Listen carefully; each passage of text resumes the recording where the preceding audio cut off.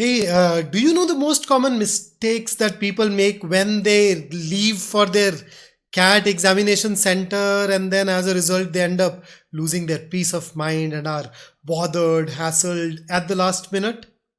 You don't? Well, I have you covered. So, see, when you and I work together, it is not just about preparing for the exam, it is about preparing for everything that can potentially trouble you, that can potentially challenge you during the exam. So, in this particular session, I am going to take you through the exam day guidelines so that you know exactly what to do in order to maintain that peace of mind and be ready for the optimal performance. So if you're new here, don't forget to subscribe to the channel. And in case you do not know me, my name is Vikrant and I'm your personal coach for all things English, communication skills, strategy and psychological aspects of the preparation. And this session is all about getting you ready to leave for the examination hall so that you are absolutely stress free and you know exactly what to carry, what to do, what to think in order to really ensure that you are focused exclusively on just your preparation. So let's go. So let me give you the checklist. So what is it that you need to think of or carry? So right now, one of the first things that you need to do is take a printout of the admit card. Okay. Now the examiners would of course want you to have one copy of the admit card, but I normally recommend carrying two copies, just in case. The examination guidelines also say that you should use a laser printer to take a printout, but then I've been appearing for this exam for donkey's years now, basically to help you. What I can tell you is that the printout that you have taken should be legible. Everything in that printout should be clear. Now, whether it is taken using a laser printer or an inkjet does not matter. So focus on the legibility. Okay, so carry two copies and make sure that the printout that you have is legible. Now on that printout, you are also supposed to affix the photograph. So there is a photograph that you'd uploaded while filling out the CAT form. Make sure that you affix the same photograph on that form beforehand. In case you do not have the hard copy with you so far, please make sure that you go ahead, take a printout of that same photograph so that you can carry that with you peacefully. Apart from that, what else do you need? So on the day of the exam, you'd need to carry a valid photo identification proof. So what all is it that you can carry? You can carry your Aadhaar card, PAN card, passport, voter ID or driving license. So you can carry any of these five, any one of these five. Now passport is usually comparatively bulkier. So if you ask me, I would normally carry one of those other four. Now you need to ensure that whichever ID proof that you're carrying has your photograph and the ID proof is current. ID proof is valid. There are times when you carry a voter ID card which is no longer valid or a driving license which is no longer valid. Those things can put you in a spot of bother. So why don't you go ahead, pick up that ID proof right now, look it up and check whether it is current and valid or not. And once again, the exam authorities want you to carry one of those. I normally carry two of those with me. So I typically carry a driving license and my PAN card or my Aadhaar card depending upon the day. But I typically go ahead and carry these two with me. And apart from the photo identification proof, if possible, visit the test center today.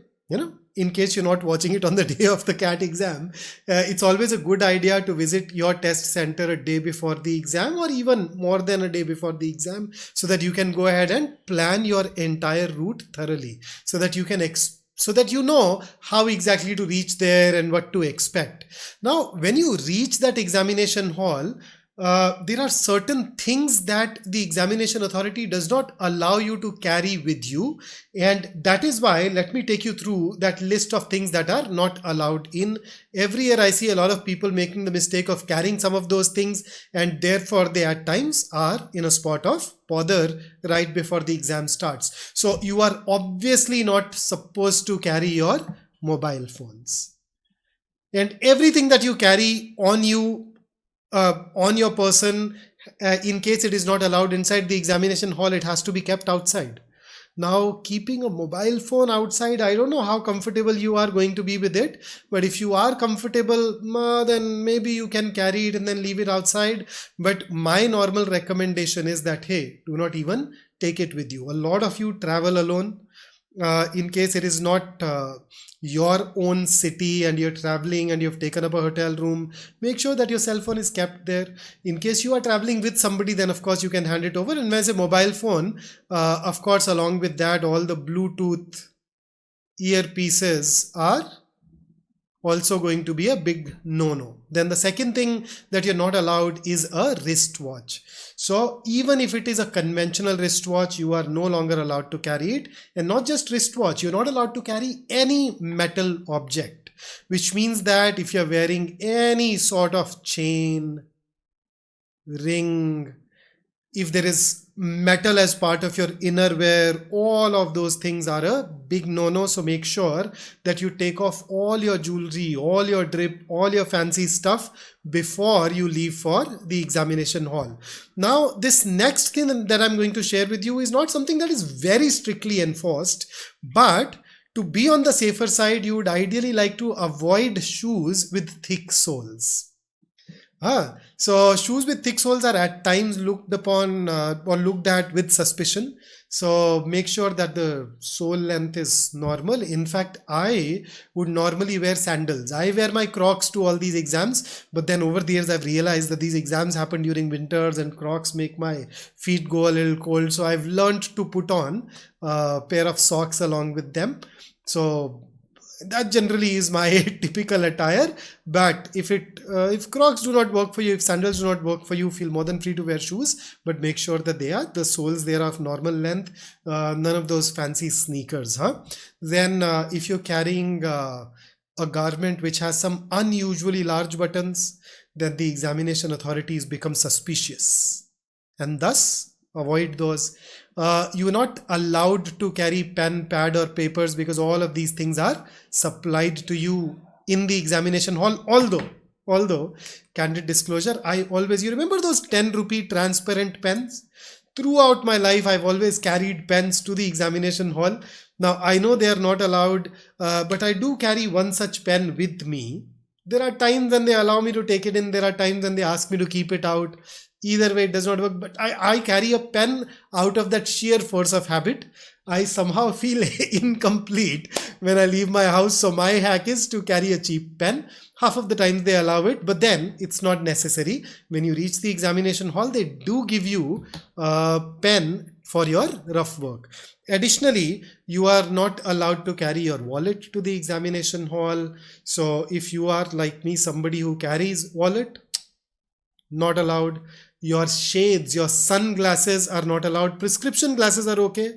Goggles, not okay. So make sure that you leave those out. So basically on the day of the exam, in fact, an evening before the exam, I prepare a pouch of things that I plan to carry with me to the examination hall.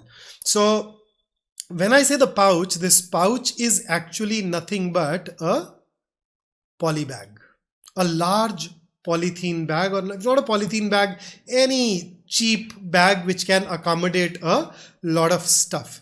So what goes in this pouch? So first up, I buy an A4 size transparent folder, the kinds that you see on the screen. Do they allow this? Do they allow you to take it inside the examination hall? Mostly no, you'll have to leave it someplace out. But I find that this, because you don't have a wallet and you don't have a lot of other things, this allows you to keep everything together until the very last minute. Okay, so I typically buy one such A4 size transparent folder. I put my cat admit card number, my cat roll number on it. Okay, so I typically would put it on using a permanent marker. If you have a sticker, then you can maybe use that as well. So what do I put inside of this particular folder now, this transparent folder? So the 2 copies of my admit card, well, they go in here. What else goes in here? The 2 copies of my, not 2 copies, 2 different photo identification proofs that I'm carrying, they go in here. Then my cash goes in here. And you notice a lot of times you do need to keep some things out at the test center.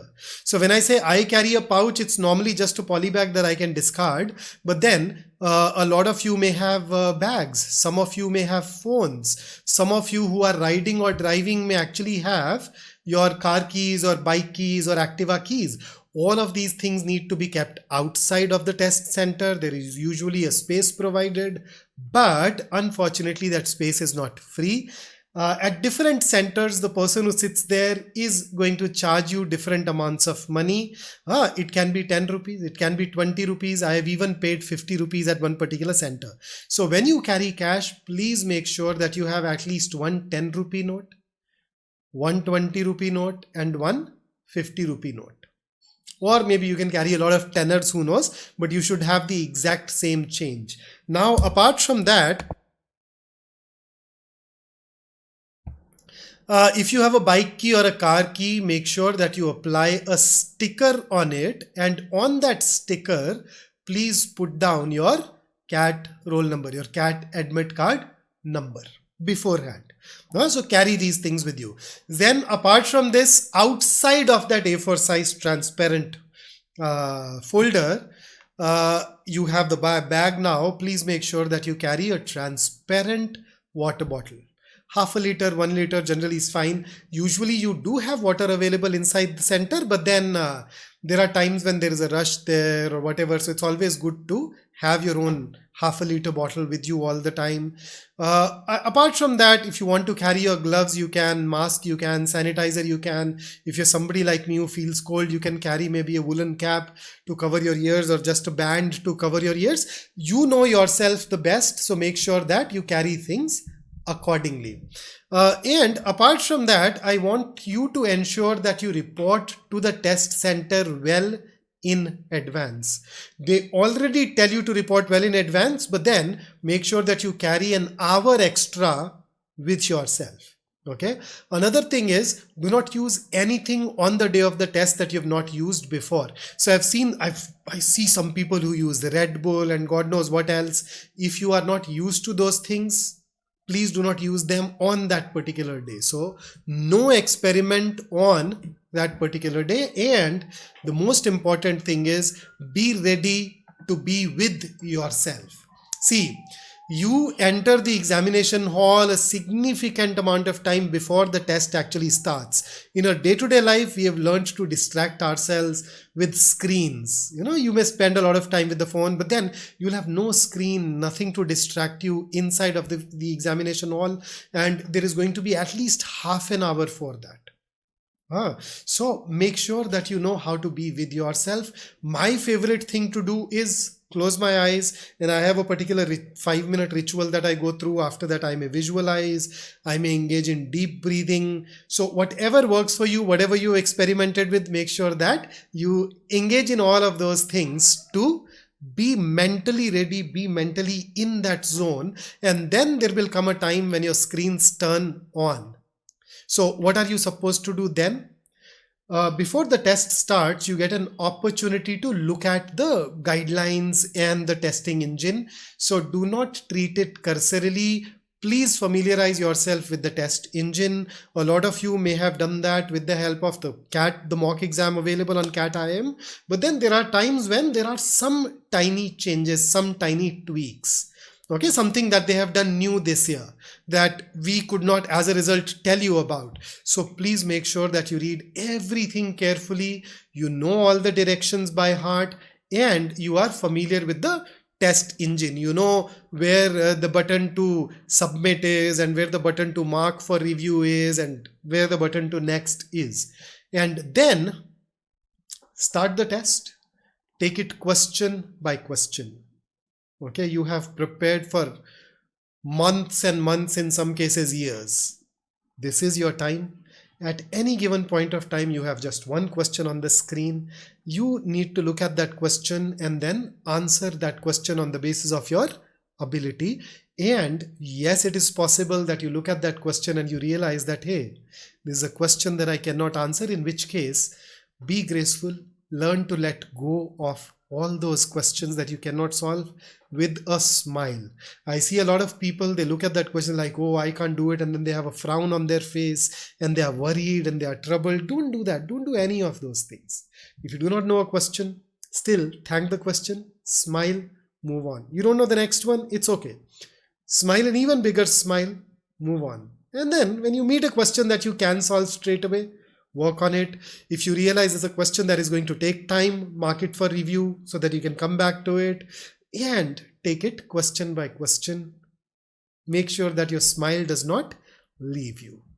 And focus. I have asked you to sleep properly. I have asked you to meditate at the time of your CAT slot. I have asked you to start writing mocks at the time of your CAT slot. If you do all of those things, you'd realize that it's easy for you to slip into that zone. And I will also be praying at my end here for you so that a lot of light comes your way, a lot of guidance comes your way, and I'm sure you'll be able to follow it all. So get ready, go out to leave a mark on the CAT exam, and hell, even that's a small wish, go out and make a dent in the universe. So all the best for the exam. I'll see you on the other side. The moment you're done with the exam, don't forget to tune into our YouTube channel where we will take you through a detailed analysis of the exam, especially your slot. And you can always reach out to us directly to talk about how you found the exam and what are the kind of things that you were excited about or the kind of things that you were bothered about. So keep that communication going, and I'll see you on the day of the CAT on our YouTube channel with a detailed analysis of every slot.